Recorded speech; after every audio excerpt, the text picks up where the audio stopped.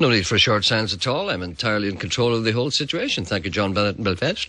Thank you, Susan McReynolds, up here in BBC Radio Foyle. Here's the nice woman. BBC Radio Foyle and BBC Radio Ulster with Gerry Anderson. Good morning, ladies and gentlemen. Welcome to the programme. This is Gerry Anderson here. As the woman said, I'll be here until 12 o'clock. If you want to contact me, the number to ring is 08459 555 678. All calls will be treated confidentially and indeed will be talked about amongst the staff. 08459 555 678. Or if you want to send me an email, the machine is up and running. I see the steam coming out of the top of it. It's gerry.anderson@bbc.co. I'll try that again. gerry.anderson@bbc.co.uk. Sorry.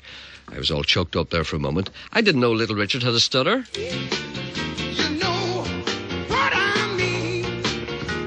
Hold on a minute. No, let me see. We don't hear the stutter here. It's important that we get this thing right. Someday, I'll play a record right. There's a thing you don't hear very often. That's Little Richard's version of I Saw Her Standing There by the Beatles.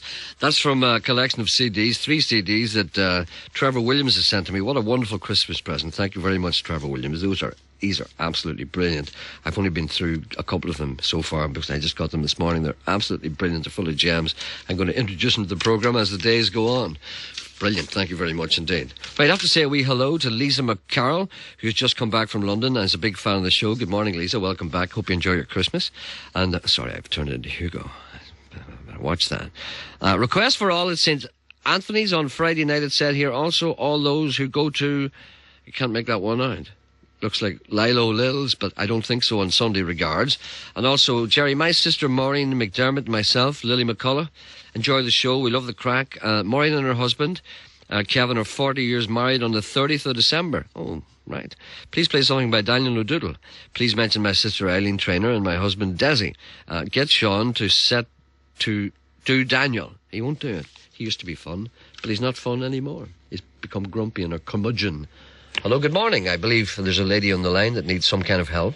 Hello, Gerry. Yes, good morning. My name's Marion. Yes, Marion. Now, I've been looking for a CD, Kevin Welsh, The Western Beat. Oh, and yes. I cannot get it anywhere. Well, you know, you shouldn't have any trouble getting that. I've tried everywhere. That's the one that has that track on it, Something About You, which was used in the Tuber Guys. Yes, that's it. Well, we had a great spate of requests for that a while back when that was on television. I'm sure it's not on anymore. And a lot of people got that, and you can't get it in any... Where have you gone to get it? I've tried Energy, I've tried Virgin, I've tried HMV. Waste of time. Our Price. Waste of time. Waste of time. You can't go to these big record shops because they think you're off your head. Bet you they looked at you as if you had two heads. They did. Of course they do. Anything that's not Robbie Williams or Westlife, they have no idea what you're talking about.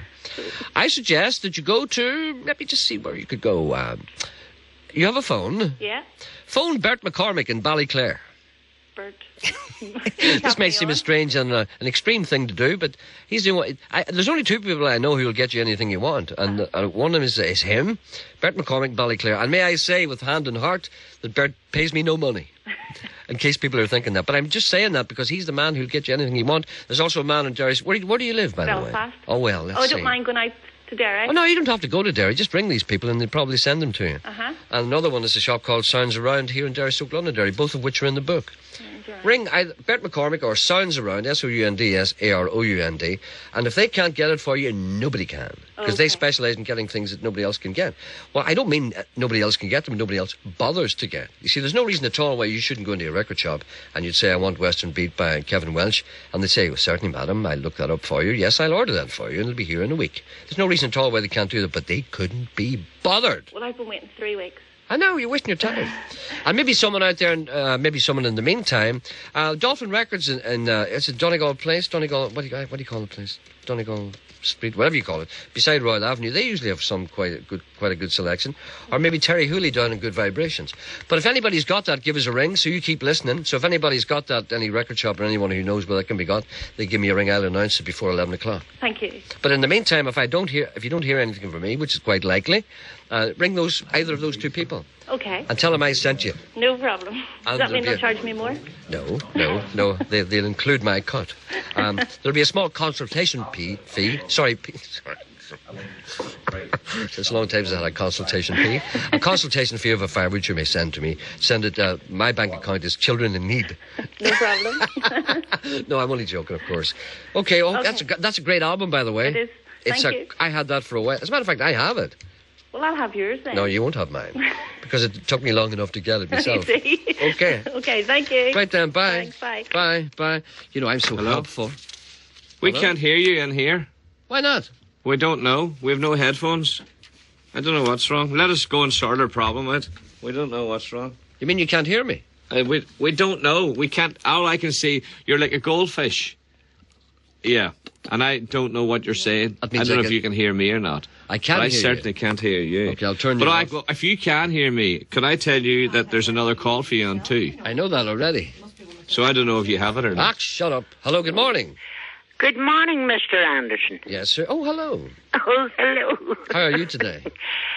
Jerry, Mm-hmm. maybe I'm missing out on something, Yes. but have you seen the Christmas tree in front of the City Hall in Belfast? No, but I'll tell you what I'm going to do. I'm be down in Belfast today. I'm going to stand in front of it and look at it. Well, maybe I'm missing out here, but I was in town on Sunday.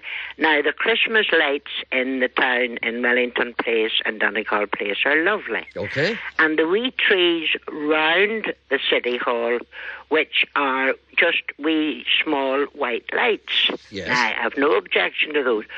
But that Christmas tree, Uh-huh. well, for my money, it was a disgrace. What's wrong with it? What has the tree done to offend you?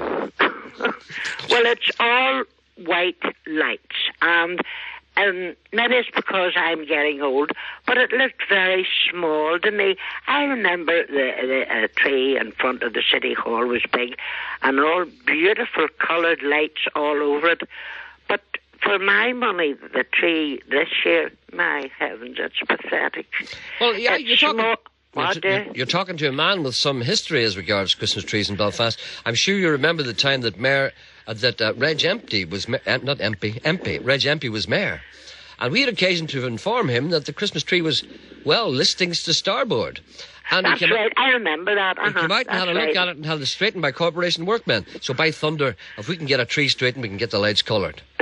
It's that what annoys you. What, Jeff? The lights are white. It's that what annoys you. Yes, and small and very insignificant looking. And the tree looked, just to me, it was pathetic, honestly. How are we ever going to be the City of Culture 2008 or whatever it is if we can't get a decent Christmas tree to impress our citizens? I quite agree. Well, have you heard any whisper, any scuttlebutt amongst the rest of the people with whom you associate? Well, about that's what I was wondering. I'm surprised that maybe some of your listeners who are very observant hadn't phoned in to say whether they liked it or whether they didn't. But for my money, Jerry, I thought it was pathetic, honestly. Well, let us not gang up on the Belfast City Council, and they're doing the best they can under difficult circumstances. But let's just see if your opinion is shared by other listeners. That's funny enough. That's what I would like to know. And if needs be, we'll get it replaced. Seemingly, I was with my grandchildren, and of course, what's this expression the kids use now? Oh, it's cool. Oh, cool, baby. And I says to myself, well, if that's cool, I don't know. But another thing, Jerry, last night, now, we are pensioners. Yes. And we were asked over to Tesco's at Yorkgate Yes. for what they said was a Christmas tea. Yes. Now, Jerry, honestly, Tesco's couldn't have put on a better show than what they did Really? for us pensioners. Uh-huh. Honestly, what it must have cost them now, I would say there would have been about, wait, it was C. There was 1, 2, 3, 4 tables. I'm sure there was about 50 pensioners there. Yes. And honestly, Jerry, the Christmas tea, I was going to think, no, a cup of tea and maybe a biscuit, a wee sausage roll or Maybe something. a wee tart if you're lucky. Lovely. Aye. You name it, sandwiches, whichever you wanted, hot mince pies. But it was the gifts which they gave us before we came away. What kind of stuff did you get? Well, I had 3 boxes of mince pies. Wow. You could have had a dozen each if you wanted them. They were sitting, you just had to lift them. But they had different wee games that you won them at. A chocolate Swiss log, Christmas log. Hard to beat a chocolate log. two lovely wee decorated Christmas trees, small miniature ones, which were lovely in comparison to that monstrosity at the City Hall. Yes. And what a Listen to me, I tin haven't of even seen it. biscuits, Yes. which I was very, very impressed, Gerry, with Tesco's. Well, 10 out of 10 for Tesco's. 10 out of 10 for Tesco's, Okay, honestly. love. All right, then. Thank you very much. I'll see what I can do about the tree. And full marks to Tesco's. Full marks to Tesco's. And I would just like to hear other listeners' opinion on the Christmas tree. I won't even call it a Christmas tree. Oh, what do you want to call it then? Monstrosity in front of the City Hall. The shrub in front of the City Hall. The shrub. Well, listen, knowing you'll come in tomorrow morning, and knowing your sense of humour, you'll say, you know, I thought that tree was beautiful. Oh, yes, you have a warped sense of humour. I know. I'm planning to do that Jerry. already. Okay, love. Right you be. Bye-bye. Bye. Can you hear me now? Yes. It's better when you don't hear me. Yeah. There's a man on one who's got an opinion on the tree. I don't know about this because I don't know what I'm speaking of. No, I know. I haven't seen it. But sure, the people of Belfast know. Well, I hope they don't think It's that their opinion. And it is their BBC. It is their BBC unless you try and get in the door. Past the security man. Oh. But all I'm saying is I'm uneasy about castigating a tree which I have not looked upon. But you're not. But people will always think because... No, you're just listening. No, they'll blame me. Excuse me, aren't you the very man that fixed the Christmas tree years ago? We've been through that. Sure. Yes, but aren't you the very man? I did yes. it. Well, therefore you have a right. If it's not up to your standard... By thunder, it's up to nobody's. Yeah, so- Not every man can get a tree straightened. Yeah. All right, then, okay. All right, okay. all right. Stephen on one. All right, Stephen. Stephen, yes? The Christmas tree, Jerry. What do you think of it? I think it's lovely. It's a homegrown Christmas tree. It's not a Scandinavian an Ulster Christmas tree. this year. Is it an Ulster tree? It's a Fermanagh tree, Well, by thunder, long may she stand. and it made the front page of the Impartial Reporter. Well, I didn't think there was any photographs on the front page of the Impartial Reporter. Well, and the They Fermanagh never, Herald used as to, well. they never used to have. They never used to have photographs on the front page of the Impartial Reporter. I think it's only recently they started to put photographs there. It was one of the last. It was one of the last old-style newspapers where you just got a blaze of newsprint on the front. Mm-hmm. Isn't that right? That's right. Anyway, people don't think I know these things, but I'm an acute observer of the Impartial Reporter. So you think it's lovely? We have to think it's lovely. It's our pride and joy. It's our little bit of Fermanagh up in the city. You see, but you're not totally confident. You haven't got the convictions that, I would imagine you would have. It seems to me as if you're sticking up for this tree because it's an Ulster tree. And you're saying to yourself that there may be shortcomings, but by thunder, it's one of ours. Is that what you're trying to say here? Well, it's not only that, but decorations on Christmas trees now have all changed over the last few years. I mean, In there's, what way? I haven't noticed any particular change. There's less tinsel on trees now. It's all just less is more, if you know what I mean now. Oh, minimalist. That's the one. Minimalistic decoration. Mm-hmm. I'm not a great fan of minimalism, I remember I went into a bar in Belfast one time, and the owner said to me, it was the day before it opened. It was a new bar was opening up, and I happened to be walking past, and the owner said, "Come in and have a look here." And I had a look at it, and I said, "It'll never be ready for tomorrow." And he says, "It's finished." He was very upset. I said, "You need to get the furniture in." He said, "It's all in." I said, "Jesus, boys, there's nowhere to lean." And there was nothing on the walls, just like stools. And I said to myself, and just a big bare wooden floor, and a big steel ceiling, and a couple of stools, and that was it. I said, for God's sake, what is this? The train to Auschwitz? Anyway, that's not beside the point. What you're saying is we should stick up for our own Ulster trees. Yes. And never mind yearning for those Scandinavian lofty boys. That's the one. I've still got a pile of cats here, Jerry, if you're looking. You've got a what? Pile of cats. I was on there last week about cats. Oh, that was you, was it? Mm. I dare say you had no response. No, I hadn't. People don't want cats, They don't. I'm afraid there's too many cats about. There's a few more on the way, but it looks good as well. You've got the feral cats, which are threatening to overrun your home. That's the one. Well, any news about them? Any word of Christmas with them? No. In fact, two of them seems to be getting bigger in the belly, if you know what I mean. So. Well, you see, this is what happens. Cats never get smaller. As long as there's a rat, no cat will get thin. Anyway, thank you for sticking up for the tree. No problem. And we should be very careful not to castigate our own provincial trees. This is it. It's bad enough that. After all, we voted for them. Okay? Thank you. Thanks, Jerry. Thank you. You see how this is going now?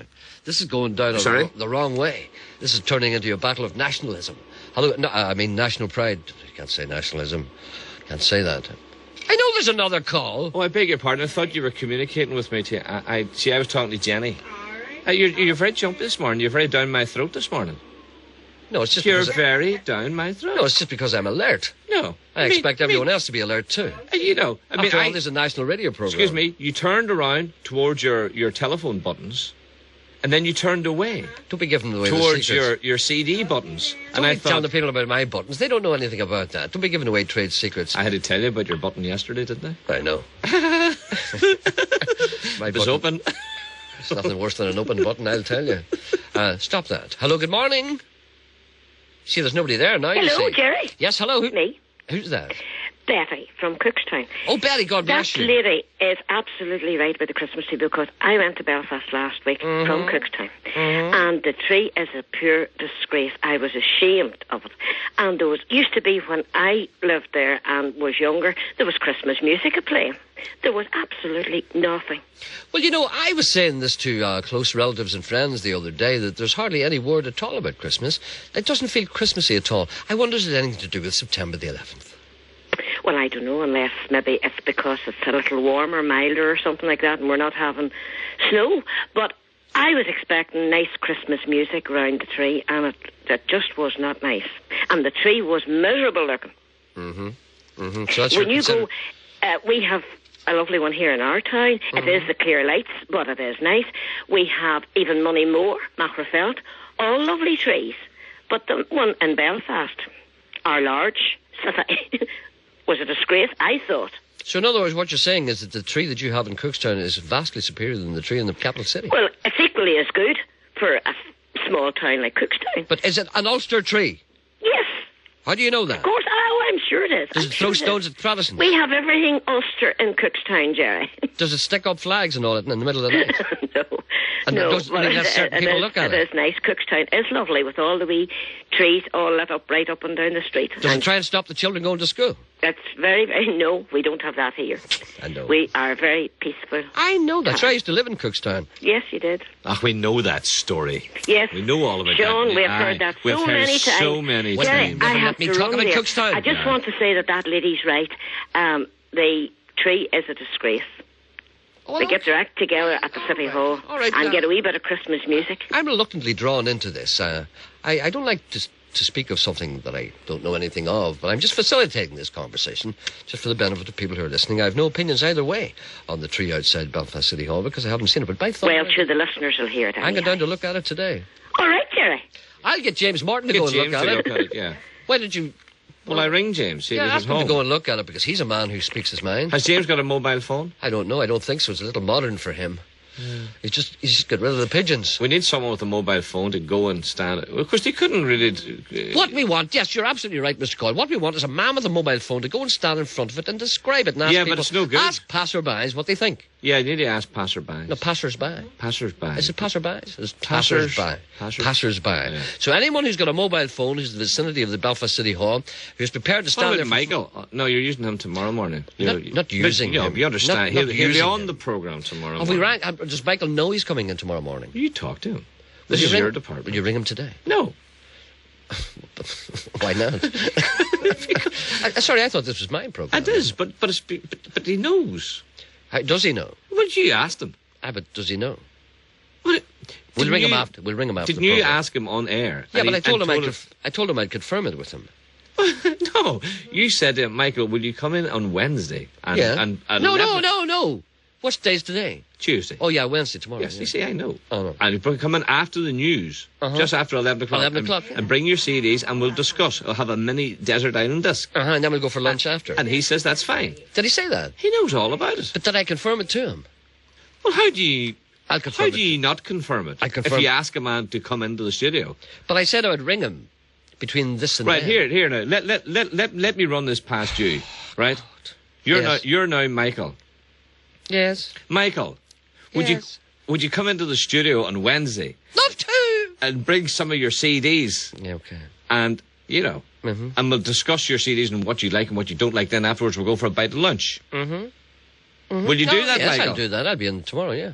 So, Yes. how much more confirmation do you need? What more does a man need? Yeah. Is there someone on the phone there? Yes. Hello? Jenny. Jenny? She's not. No. Jenny? Yes, Jenny, I'm sorry. okay. Okay, what can we do for you, Jenny? I just want to tell you that the City Hall in Belfast is absolutely beautiful. Well, there you are. Now, the tree in front of the hall looks a little dull, but the background to the tree is wonderful. Well, you can't get a better And the background. whole of the city centre is really lovely. So I would advise anyone to go down to the city in the evening. I'm going down to look at it today. We'll go down in the evening now, and don't- you'll never see such decorations anywhere as the beautiful City Hall. Don't be raising your voice to me now. Well, I'll I'm be- only telling you I'll be down all there- these complaints about the tree, and not one person has mentioned the City Hall.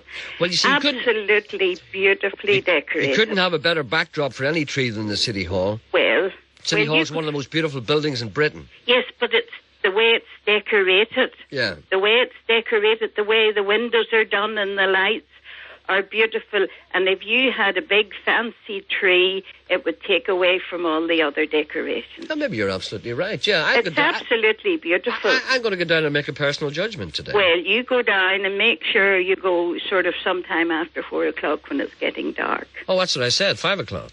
Well, 5 fair o'clock. enough. Fair enough. Okay, then. Thank you for Right. your opinion. All right. Thank you. Bye. Bye. Bye. Bye.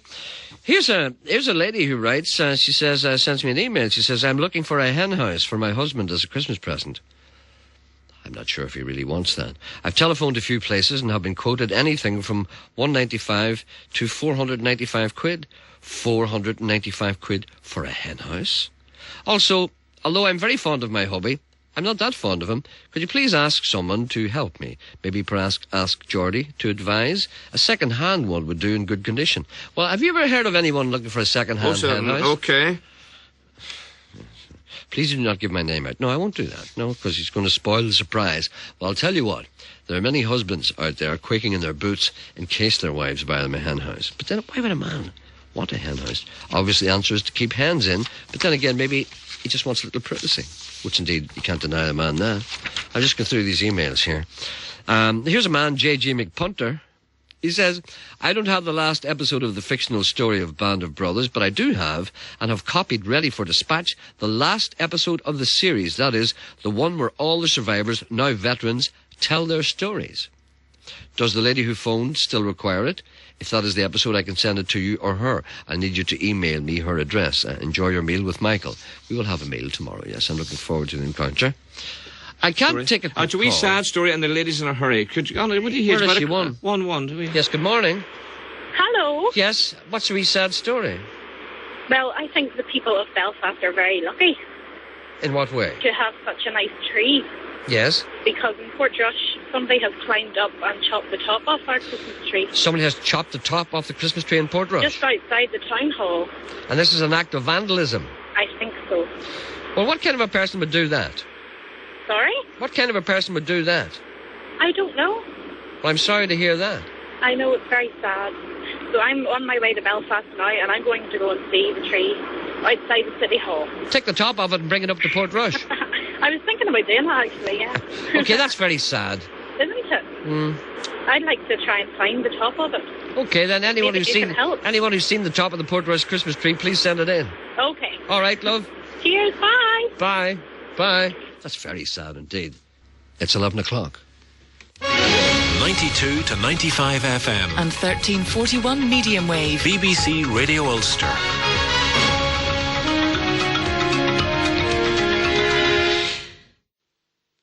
Thank you. Sorry, I had to wait for a little moment in case one potato, two potato came on. Sometimes it goes on and frightens me when I'm not expecting it. It's between 4 and 5 minutes past 11 o'clock, which is another way of saying it's 4.5 minutes past 11 o'clock. This is Gerry Anderson here. If you want to contact me, the number is 08459 555 678. Email gerry.anderson@bbc.co.uk. Here's a record reminds me of an old Austin 1100 I used to have.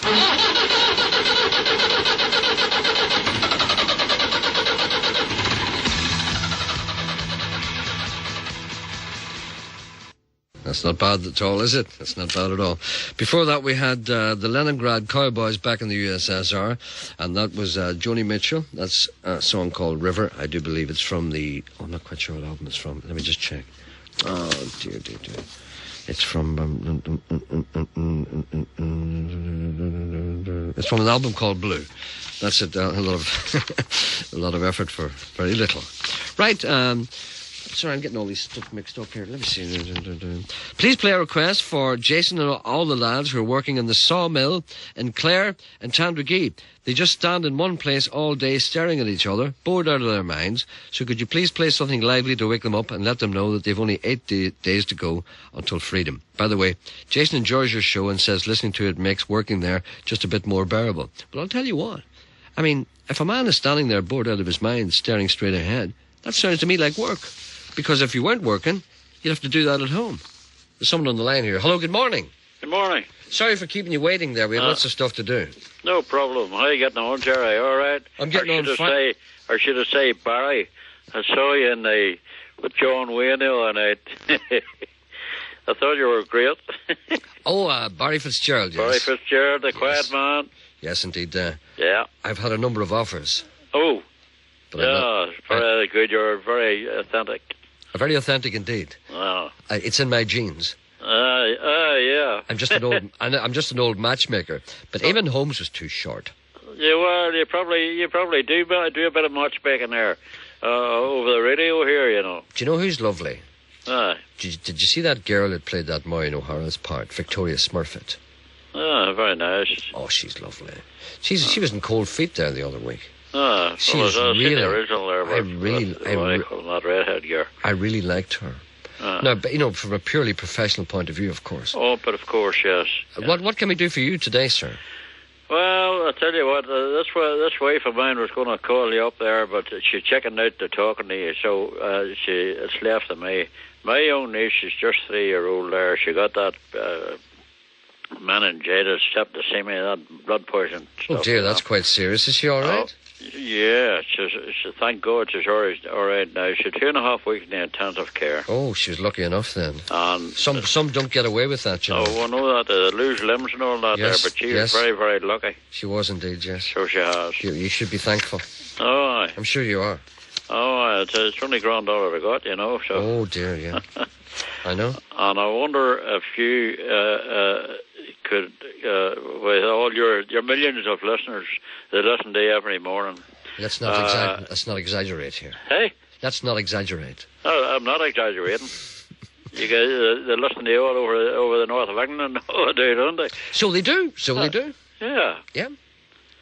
But anyway, down to brass tacks here. Okay. She was in there. They should have a video with a Jungle Book, and I've tried everywhere, Disney World, shop, and all the video agents. Now maybe some person out there would have one for the let go, or I would buy it, or some shop that maybe had it in old stock. Was that you who asked for that yesterday? That was the wife there. She got on to Sean Coyle, and Sean, I tell you something, she chickened out, boy. Because she's, as I say, she's an import. She's got a bit of an English accent, I say, old chap. Oh, yes, old chap. But sure, that's all right. Let me just check with the Oracle here. Oracle? Yes? Did we find anything out about the Jungle Book yesterday? Do you remember we suspected that it may not be on general release in video? Not yesterday, but we do have a copy this morning. Really? Yeah. There we are, sir. A lady has phoned in not 5 minutes ago, asking did we get it. Yeah. So we've got it. We've got it. The lady's prepared to sell it or whatever. No. Prepared to give it to the wee girl. Oh, for God's sake! There you are. There's the video for nothing for you. Oh, great! There you are. See, the impossible takes longer. The difficult takes 5 minutes. Yeah, there we are. You've got it. That's fantastic. Oh, great! And she was quite fond of that film, was she? Oh, yeah, well, she keeps asking about it. When she got the one she had in the hospital, grew legs and took a walk somewhere. Oh, yes, things happen. Didn't come back again, you know. Exactly. All right, then, well, we've got a copy for I love that film, you know. Yeah, so do I. I love that film. I think there's something beautiful about that film. It's a funniest this is for my film. granddaughter. It's not for me, you know. But I tell you what, no, you should watch. Have you watched it? Oh, Yeah, lots of time. I think it's great. I think when those monkeys start, I have to be picked off the floor. Yeah, and I like the bear and all there. Time for some big scratching. The prickly pear. Yep. Oh, I love that. Do you know what I'm going to tell you? I think that was one of the last movies that Walt Disney had a personal hand in. Do you know what I mean? And you can see all the movies after that. All the Walt Disney, all the animated movies after that. Now, I hope I'm right here. But anyway, Jungle Book may not have been the last one, but since he died, all the movies that came out, all the animated feature films, there was something lacking in them. And I remember reading about this, nobody seemed to know what it was. And it was whatever he put in there. It was a kind of a humanity. Wee bit of magic. Just a wee bit of magic. But apparently he wasn't the best draftsman in the world. And he wasn't the greatest of men, really. You know, he's a bit grumpy and he had a lot of faults. But apparently he was the greatest editor. Apparently he sat down, he could look at a film, he's saying, that's not right. And he'd say, do that. And whenever he was finished with it, it was Jungle Book. It was Cinderella. Yeah, it was fantastic. You know what I mean? But all the ones after that are technically really good, but there's a wee bit of humanity missing. He was the boy that put the magic in. The old Walt Disney. There is a certain thing as that magic, you know. Some people have it, they don't know they have it, they don't know what it is. Yeah. But they know when a thing is right and they know what to change. And it's just instinct. He had that. And that's why there's Walt Disney. That's why there's Disney World. That's why there's Jungle Book. Anyway, I'm starting to run off the mouth here. I think you've got a wee bit of magic too, and all, you know that? Well, that's the nicest thing anybody has said to me for a long time. Thank you very much. You're most welcome. Okay, so well, we've got that for you, so good man. We'll contact you and we'll get that to you. The lady will send it. Right. Or whatever, okay? Oh, you're a gentleman. Thank you very much. And Not the at person all. who sent it, thank them very much and all. I'm sure you'll get a wee chance to talk to her. I'm sure that they'll give you her address. Oh, good. And that her phone number, and then you can arrange, tell her your address and stuff Great. like that. Okay? Thank you very much. I hope your daughter continues to be well. Yeah, thank you very much. Your granddaughter, I'm sorry. Yep. Your granddaughter, I'm sorry. Yep. Okay. Right, Gerry. Thank you. Carry on the good work, boy. Good man, thank you. All the best. Bye. Bye. Meningitis is a terrible thing. I pity anyone who gets it. And, you know. So, hello? Hello, good morning. Morning. Yes, good morning. Who's that? Sid. Sid? Sid. Sid? Yeah. There's very few Sids left. Pardon? There's very few Sids left. There's very few of us left. Sid James and all's gone now. And there used to be a lot of Sids. there used to be. There used to be a lot of Sids around London. And then they're all gone. You're the last Sid. I'm the last Sid. El Cid. That's me. Okay. And thank God the ad has went away. You know, the gas ad. Tell Sid. Yeah, you remember that? Your life must have been hell. It was. Every hair, Sid, did the hair. Mm-hmm. How long did it take you to get over that gas ad? Oh, God, years. I haven't got over it yet. Do you still feel a certain amount of trauma? I do what you do. You know, I take the hot whiskies to bed. Well, you see, the best thing about hot whiskies, and I was talking about this the other night, the best thing about the hot whiskies is when you have them at home, they're far stronger. You daren't get a hot whiskey in a pub. They give you hardly any whiskey at all. This is it, as Barry McGuigan said, you know, you have a queer steady hand on me. I'm a quiet man. That's right indeed. I'll tell you, they were talking about the Belfast Christmas tree, and you were talking about Craig Abbon yesterday. Yes. So maybe they could liven up the Christmas tree, take the mattress from Craig Abbon and put it on top of it. No, that's a rather novel idea. And then we could enter it for the Turner Prize. Now, there's an idea. And then we could have 10 grand each, Gerry. And we could divide it amongst the poor. Aye. So your idea is to take the mattress is in the second roundabout on the way into Craigavon? No, actually, it's moved to the third. Oh, has it really? Probably didn't pay the rent. We're moving it about to confuse you, you see, when you come up. So we get the mattress, and we put it on top of the Christmas tree and enter it for the Turner Prize. Aye. I think that's a good idea. That's never been thought of before. The Belfast City Council may not approve of that. We'll have to think of a name for it, but... What do we call it? What about Christmas tree topped by Craigavon mattress? Right, no, you need something catchier than that. All right, what about a cuckoo? A cuckoo. Something vaguely African. That'll confuse them. I'll tell you another thing, Gerry. I'm a new listener to your show, and it's really brilliant, you know. Well, there's no content. I can't understand why it keeps going. Well, you're very good, very witty. I like well, thank your sense you. of humour. No, but I rang Sean last week. No. And I did ask him about a tape about Robert Singer. Robert Singer? The tape's called The Tales of the Yukon. Oh, yeah. Oh, Robert Service. Robert Service, sorry. Of course, yeah. Robert Tales of the Yukon, yeah. By Hank Snow. Hank Snow. I rang up Bert and I rang up the other one in Derry. Yes, did they any good? No. Oh, dear, that must be hard to get. What they said is no longer in print there. But I was wondering maybe if one of the listeners out there may have a spare copy. Hold on a minute. I think, have we got that? Of what? Tales of the Yukon by Hank Snow. No, it's deleted. Aye. But you have it, haven't you? I'm trying to... You have it, haven't you? I have it somewhere. You have it somewhere. Somewhere. I had it somewhere too, yeah. you know. Aye. Somebody put it on tape for me, and I have it somewhere. But you remember the way everything was moved about? Yeah. I hate it when they move the office. I think it's best to say we don't have it. Yeah, because I don't want to make any false promises. Anyway, put a tick against that man's name. Against Sid's name. Sid Sheehan's name. Put a tick against that man's name. And you see, what happened is we had terrible upheaval here in Radio 4 a number of weeks back. We had to move everything. Men came in and put new carpet and painted the whole plant. Yeah. And I had to move everything. And I found a fox. Did you? I found there was a live fox living under my desk. And I had so much stuff that I had to throw it all out because there was I hadn't the nerve to bring it anywhere. You can't get it back. The fox? No. What? Do you notice that once you move something, it's great, it sits there, but if you try and put it back to where it was, you can't get it back. It can't go back. Oh. It won't go back. It'll go somewhere else, but it won't go back to where it was. I'll tell you what else happens to you. Do you ever notice this too as well? I've lost everything. And maybe Sid has experienced this as well. Yes. You know when you go to your freezer? Yes. And you take out something out of the freezer and you don't want it. Mm-hmm. And you try to put it back in again. It won't go back in. Why will it not go back in? Because it doesn't want to go back in. Of course you wouldn't want to go back in yourself. You wouldn't go back in. No. I don't have that problem, you see. You don't have a freezer? No, I have a freezer, okay, but I don't have to keep the food in it. I don't have a freezer. Yes, you do. Everyone has a freezer. I don't have a freezer. A freezer, a thing at the top of your fridge. What do you call that thing? What do you call that thing? There's your fridge there. Look, there's a big door, a big handle there. Yeah. All right, and there's your milk. I know what you mean. There's your milk and all. The drawer in the bottom. No. Ours is at the bottom. Well, ours is at the top. Ah, well.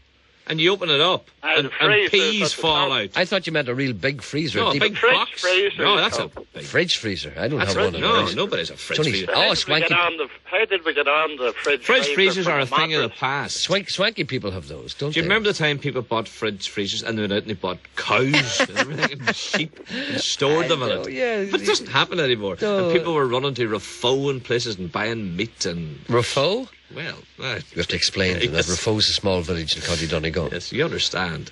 And people bought meat. Why did they go to Rafo? Apparently there was good meat in Rafo at one time. I know I was never told that. That was kept from me. But you hadn't got a freezer. But I could have ate it on the spot. And you ran to Rafo for good meat? No, we didn't have one.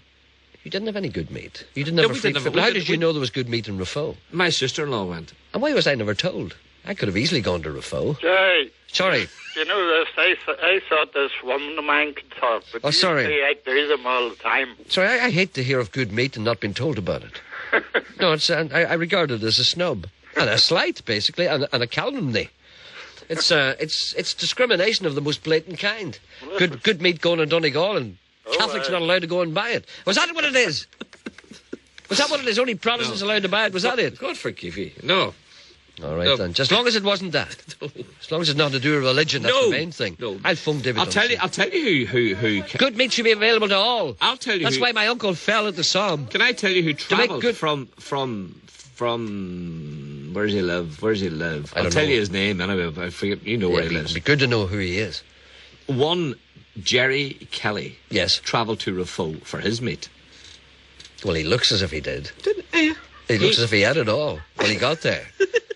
He travelled to County Donegal from Ardglass. That's where it was. Ardglass. Gerry Kelly and his wife came down every Saturday morning and filled a trailer full of meat. That was for sale at the market. That's how he supplements his income, because he doesn't get as much as Pat Kenny, according to the TV. Did you see the paper the other day? Did you see how much Pat Kenny gets? No, let me guess. Per show. It said in the People, in Sunday People, it said, sorry, where's that man still there? Sorry, we'll be back in a minute. Hello. I would say Pat... Yeah, that's me. Right. Remember me. I'm the one with BRC. Hold on a minute. We have to find out what much Pat Kenny... Pat Kenny would get... for his show per night. A year. It said it in the Sunday People. Of course, you can't believe that, but it's in the paper anyway. For his TV show. Many does he do? I want to work. No, I'm talking about a year. It doesn't matter how many you do. What do you think he is? I'm trying to work it out. What do you think he is? Selling bags of turf? Would he do 26? Would he do 26? Listen, that's why you have no money. It doesn't matter how many you do. It's just signed up for a year. No, but it gives you an idea of how do you work it out. All right, 26. All right then. 15. It gets 150,000. Multiply that by a number. Does the term 500,000 mean anything to you? Gerry Kelly only gets 100,000.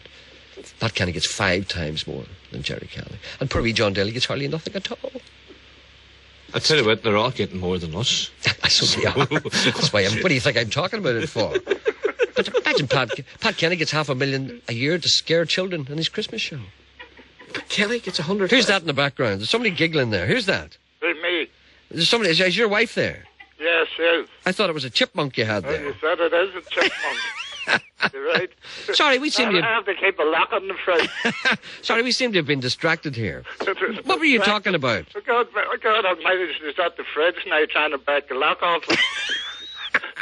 She's getting into T-bone steaks. My fox is in there. What did you want anyway? I wanted the Tales of the Econ.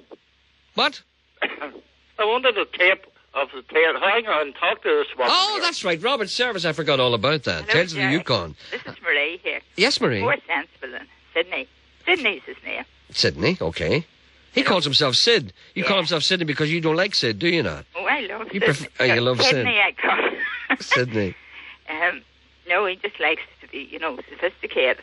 I can Drop off the end of it. I can tell that. He's a man of some education and indeed culture. I have to find him, Robert Service, Tales of the Yukon. We ended by saying I asked Mr. Coyle, or as he's known, Tom Coyle. Right. I asked him to put a tick after Sydney's name. And Yes. when I go up today, I'm going to have a look, see if maybe I can unearth the tape that I have of Tales of the Yukon by Hank Snow. Never heard tell of it, Jerry, but if he wants it, he'll have to get it. There's a green-eyed yellow dragon. Yes. The man from... I can't remember.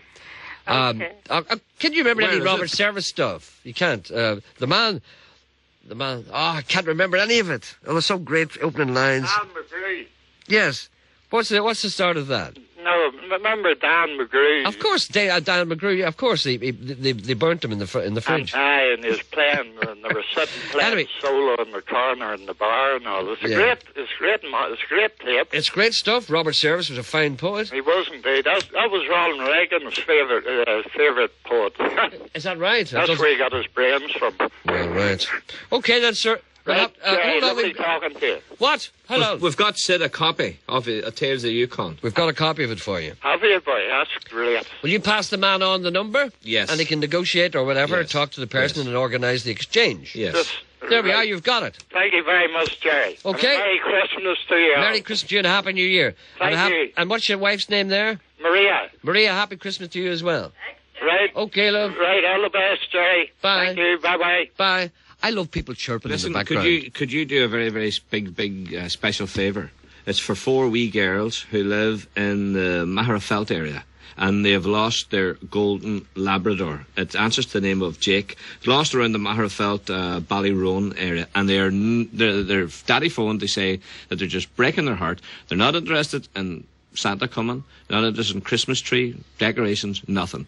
They're just crying themselves to sleep every night about their wee dog. Oh dear. So if you could put a call out, Gerry, for this golden Labrador in the Maharafelt Ballyroan area, it would make Christmas very, very special to the wee girls. And it's called Jake. Jake. All right. What a time to lose your dog. Yes, and there's just the house. He said the house is just everybody's running around with tears in their eyes because he's crying when he looks at the wee ones, and the mammy's crying when she looks at it, and everybody's crying, and they just want take back for Christmas. We can't allow that situation to continue. So they've turned to you asking for your help. Okay, so anyone out there in the Magherafelt, Ballyroan, did you say? Yes. Area, keep your eye out for Golden Labrador. And light up a few little hearts. Mm-hmm. There we go. There's a wee coffee. Where? On one. Good. Hello, good morning. Good morning. Yes? How you doing? Fine, thank you. Listen, Gerry, you're in the art, aren't you? I'm in the what? Art. Not really, no. Well, you like paintings, don't you? Yeah, but, I don't know anything about them much. Well, do you know a man who used to paint called M. McClure? No, I don't know anything about Irish artists. That's one of the things that I've been castigated about in the past. Well, how do you know he's Irish? Because he sounds Irish. M. McClure. Yeah. Could you find out some information about him? All right. And you need to tell me more, I'll tell you what it is. A friend was up in the attic, and he took down a painting. Yes. And it's a painting of I think it's the Mourns down Newcastle way, and at the bottom of it, it's signed M. McClure. Yes. And I know a few friends are into it, and a few auction houses. And I phoned up, and they says they don't even know him. Don't know M. McClure at all? M. McClure, no. And I phoned up, the guy does the BBC 2 show in Bangor. Well, Dermot Kavanagh. Aye, well, there was a girl who was supposed to phone back, but she never got back to me, Oh, Dermot's a very nice guy, I'm sure. Oh, he's a very nice guy, I know that there, but he was supposed to get back, but he mustn't have been, this guy mustn't have been well known then, Well, he probably is, except that I don't know anything about it. I wouldn't be able to be in a position to comment because I don't know any Irish. Somebody got very annoyed with me the other day. No, a while ago now, actually. When I said I didn't know any Irish artists. And I don't. That's not at all. Where you get annoyed, sure. I know, but people think you seem to know everything. I don't know anything about art. I like, I love Hogarth, people like that, and Dutch masters. And but you're everyone's taste. I don't know any men who paint the Glens of Antrim, you know what I mean? But you're all the good artists. Their paintings never sold for much till they died, so that's how much people knew about them. I kind of like Rembrandt, and my favourite is Vermeer. Gerry, could you find out if this man's still alive or where M. McClure. Anyone out there know an artist, or present or past, called M. McClure? And what did this picture look like? What did he paint? It was landscape? like the Mourne Mountains and... the usual mountain picture. No, like a Percy French job. Percy French, there's a man who, I think, if ever somebody said to me, you can bring back anybody from history, I think I'd bring back two people, and you could interview them in your programme. Do you know who I'd like to be sitting in front of? Michael and no, not Percy French? No. Mark Twain and Percy French. If I was sitting here with Mark Twain and Percy French, they could kill me and I'd be happy. What about Jesus? Would you not like to talk to him? No, I've read his book. Oh, did you? Okay, then, thank you very much. No, here, I have a poem for you. Oh, great. Right. Here we go. Right. You can't live forever in a day. You will try forever, but you will not deliver. Ever, ever, ever. For you can't live forever in a day. Many a man has tried, but he has always died. For you can't live forever in a day. Money can't buy you love, and it sure can't buy you a place above. So please don't try, for you will only die. For you can't live forever in a day. Look to the sky, you can't fly. Even the birds don't live forever in a day. Look to the stars, they are not ours. That's the reason why you can't live forever in a day. Would you like the phone number of my psychiatrist? They're doing very cheap holidays now. Gerry, another wee thing I want to ask you. Yes? Why does he call you Sheep's Head for? It's a term of endearment. Let me just ask him. Why do you call me Sheep's Head? I think that's right. Yeah, there's a term of endearment, all right. Why do you call me Sheep's Head? I don't know. It just rolls off the tongue. Why does everybody call me Sheep's Head? That's from that old Max Baggrave song. Are you Ovain? Everybody called me Sheep's Head. Pardon? Are you Ovain? I think it's very personal. Hold on a minute. Does that mean what I think it means?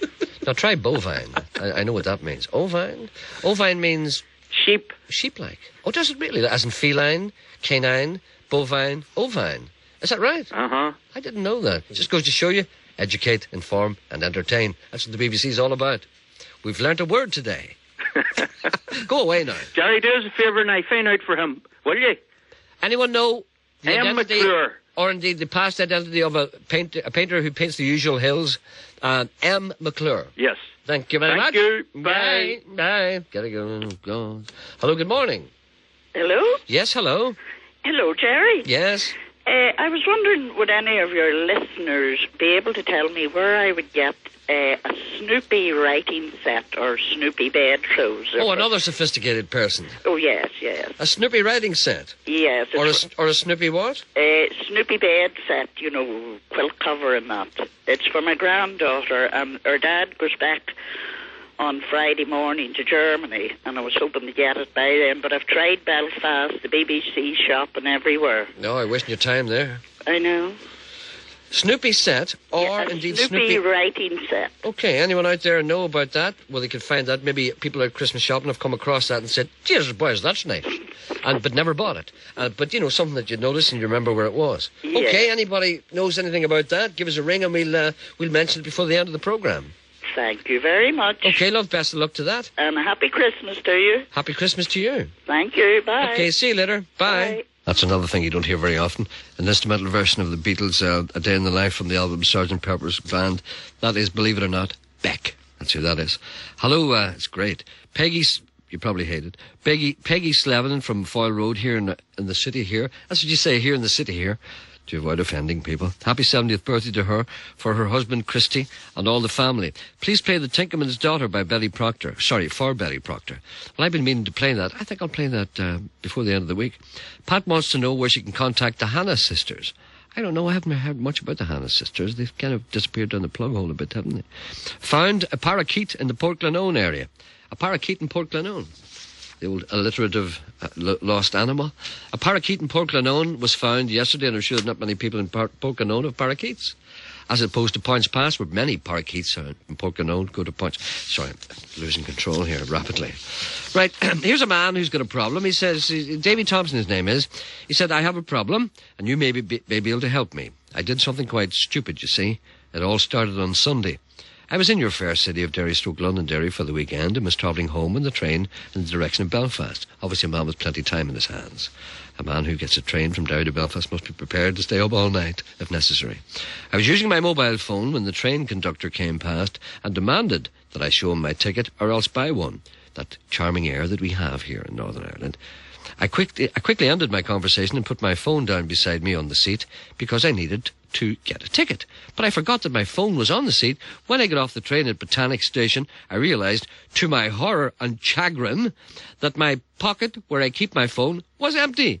I thought that there was no hope of getting it back again. You know what some people are like. When I got home, I phoned TransLink to see if it was still on the train. They said they would look and I should bring them back again. I did this only to be told that no phone was found on the train that I was on. Totally distraught, I began to look around for a new phone. But all the pay-as-you-go phones are so expensive now, and I am a student who's broke. Then, to my surprise, my mother received a phone call on Monday evening from a man claiming to have my phone. He had just got off the train and had found it, just there now. The very nice man began to tell her where he lived. He only got as far as telling her that he lived in Clonaver, something, off the Hollywood Road in East Belfast, when the phone, alas, went dead. The battery had run out. You see, the very nice man had found my home telephone number in my phone book, which is on my mobile. It was the last number I had rung, so it appeared instantly when he pressed one of the buttons. The problem I have is that I cannot phone him back because I don't have his number. Why don't you ring him back on your own mobile phone? Of course, the battery's dead. I can't ring my mobile, which he has, because the battery has run out. Of course, I'm ahead of myself. He can't switch my phone on to get my home number either, because the battery's run out, and he probably doesn't know my little PIN number either. So he can't find me, and I can't find him. Unless he happens to be listening to your show, as indeed many people do. Then he could... I added that bit. Then he could phone you, and you could give him my contact home number. Then he could finish telling me where exactly his house is, and I could go and collect my phone. It all seems so very simple. The following conclusions can be drawn from this tragic story. 1, I am stupid for leaving my phone on the train. 2, the people at TransLink are blind because they did not find my phone after searching the train, and it was there all the time. 3, the trains aren't cleaned daily because my phone would have either been found by the cleaners and handed into lost property or else stolen by the cleaners, in which case the very nice man who found my phone more than 30 hours later would not have found it. So the train The phone lay on the seat of the Translink train for 30 hours. 4, there are still decent, honest people in this world. I trust that you will give this appeal your best go. I've got a phone number here, so if the man from Clonera or something in East Belfast, Hollywood Road, has got the man's phone and tried to contact him, but alas, was thwarted. There's something not very nice in that. What? If I heard correctly. What is that? One of the things that she suggested. He suggested? Or he suggested. About the cleaners finding it and stealing it. Oh, no. What did you say? No, he's not suggesting. What did you read out? Let me just get back here. Yes. No. About 4. Number no, hold 4. Hold on a minute. 3? He's talking about the following conclusions that could be drawn from this tragic story. 3, the trains aren't cleaned daily because my phone will have either been found by the cleaners and handed into lost property, or else stolen by the cleaners. That's a bit. No, it's a bit over the top. He's talking about 2 possible scenarios. That's a serious accusation. No, there are 3 scenarios. One is that the cleaners don't find it. The second is that they find it and hand it in. The third one is that they find it and keep it. No, they wouldn't do that. Yeah, but I know they wouldn't do that. But you see, you can't ignore that there's people out there who might. No, they wouldn't. So you have to... I mean, if I left a $5 on the ground... You left a $5 on the ground. That'd be the day. That would, wouldn't it? Yeah. Impossible. Yeah. That's impossible. Look, there's a man driving around the City Hall. Where is he?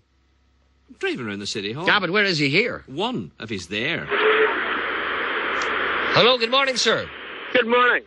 I believe that you are prepared to stand in front of the City Hall and interview passers-by using your mobile phone, but apparently you have got some trouble because you can't park your car. I'm parked. I'm there now. Oh, you're parked now? You kept me holding that long. I got a place and I'm here now. Okay, right. So, okay. Can you see the tree? And everyone's gone. But no, it's okay. Wait a minute. Here's the fella. You want to find out what the... Ask him what tell him you're working on behalf of the BBC. Right. And tell him that he's on the radio because we don't want any lawsuits. And ask him what he thinks of the tree. Go on. Right. Well, fella, it looks like he works here, actually. That's okay. Ask him anyway. It doesn't matter what he does. Right. Here we go. Look. Here. Yeah. This is Gerry Anderson on the BBC. He wants to know what you think of the tree. Hello? Hello, yes. This is you're live on BBC Radio Ulster. This is Gerry Anderson here. Gerry Anderson here. I'm doing a survey as to what people think of the tree. What do you think of it? He wants to know what you think of the tree. Brilliant. Do you like it? Yes. There's been some complaints that the lights are too white and it's too small, even though it's an Ulster tree. Have you any complaints about the tree as you can find? No. Okay, thank you very much, sir. Okay. Thank you. Yeah. You see, that's one up. He didn't. What did he say? Did he like it? He liked it, yeah. There's an old doll here, shouldn't it? An old doll. Get the old doll, yeah. Excuse me. You're going to be live on the radio, Gerry Anderson. Oh, go on. He just wants to know what you think of the tree. The tree's just beautiful. Just beautiful, she says. There we are. That's 2 up. Okay, any other old dolls about there? This fellow wants the word here. And okay, hello. Hello, Gerry. Good morning, sir. You're live on the radio. Oh, how are you doing? I'm all right. You're just passing. I'm sitting here in a big truck. I was wondering, no more word of these Italian coat sellers. Well, I haven't spotted them for a while. I think they may have gone home to Naples for the winter. Oh, well, that's not so bad. There's a lot of people, thought they were real leather. Oh. Apparently they're made of seaweed. Exactly. And the suede coats are the worst because once you put them in the cleaners, you have to get a clothes peg over your nose when you get them back. Well, there was actually a lad tried to sell me one time, and he took out a lighter and he run it up and down his arm. Mm-hmm. And I said to him, sure, that's not leather. And he went off a station completely. Mm-hmm. Meanwhile, in the Burns unit... No, but anyway, Jerry, better go and do a bit of work. What do you think of the Christmas tree? Oh, well, I'm just looking at it here. I suppose it's not too bad. It's supposed to be better maybe in darkness. Is it small? Oh, it looks all right. Compared to the scale of the City Hall, do you think it fits in with the general ambience? It does, aye. Okay, fair enough. Right, bye. Back to work, thank you. See you, Jerry. There we are. There's not a complaint yet. We've talked to 3 people. Not a complaint today. I tell you, it looks grand. You think it's grand? That lady that was complaining, she should go down to the Moya and have a look at the abysmal thing they have there. What have they got down there? A tree that's... Well, actually, someone cut it down the other night, and I wouldn't blame them. But well, hold on a minute. There seems to be a spate of attacks at Christmas trees. There's one. Indeed. One in the Moya and one in Portrush. Somebody cut the top of the tree in Portrush. So here. For no good reason. Probably some kind of junkie. Well, the one in the Moya looks like it is the top of the one in Portrush. So Portrush, they probably cut the top of the tree off and smoked it. That's it. Probably sold it to the Moya. Anybody else around there? Or? I've just had someone out tell Gerry the trees, and I'll not repeat what he said, but he didn't like it. I think I heard. Oh, here's a couple here I want to know. Okay, yes. Here we go. Gerry Anderson from the BBC. No, we heard him this Would you like morning. to speak to him? Yes, I would. Hello, Gerry. Hello, how are you? I'm very well, thank you. Could you tell me what you think of the tree? Well, I think the tree's very nice. Now, There it we isn't very big, but it's certainly very adequate. It's very nice. We just came down from Fermanagh this morning and we heard that lady saying it was awful. And we thought, I can't wait to get here to see what's so awful about this tree. And you see nothing wrong with it? I don't. I think it's really lovely. It's not very big, but it's adequate. It's the story of my life. It's not. So I heard. You're going to have to come down and have a look at this. I'll be down there at 5 o'clock. It's got really nice red bows and it's got sort of gold, silver, large balls on it. And it looks quite nice. I'm sure it's nice and it's lit up. Mm-hmm. So there you are. Isn't this a great opportunity for you to wish Happy Christmas to all your friends wherever you're from? Happy Christmas to everyone. Okay, then, thank you very much. Okay, thank you. Bye. Bye. Bye. There we are. There's 5 people we talked to, and only one said it was crap, and he was in a lorry. We don't listen to him. That's exactly what he said, and that's enough for me. Listen to him. That's enough. That's enough for me. Five in a row. My vote as well. We pronounce the Christmas tree in front of the City Hall as a hit, and what more? It's an Ulster tree. It's an Ulster tree. It's pretty big. What do you normally do at this time of day? But I'm going to get sacked in a minute, so. Okay, I was just wondering if maybe perhaps you want to take up this post on a permanent basis. On a permanent basis? Well, you never know. Okay, we'll get back to you if we need any more street. Do indeed. Street Do credibility. indeed. I'm around Belfast every now and then. Okay, then. Thank you very much, sir. Not at all. God bless you. And you. Merry Christmas. Bye. That was David. That's how good the Beach Boys were. That's an old version. That's Beach Boys. A cappella, of course. That's a song called We Three Kings. You won't hear anything much better than that. Hello, good morning. Good morning, darling. I wish you could transport some of that Christmas spirit to Belfast.